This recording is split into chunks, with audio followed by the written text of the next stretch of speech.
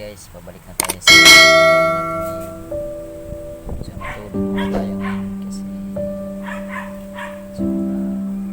nakakapagod din magtrabaho. So yun nga, alis na tayo ngayon. Maraming salamat sa inyo.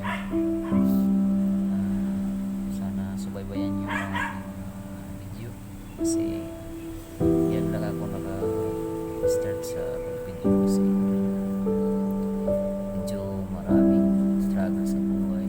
Isa kong cellphone na sira, tapos ngayon nagbili ako ng temporary na cellphone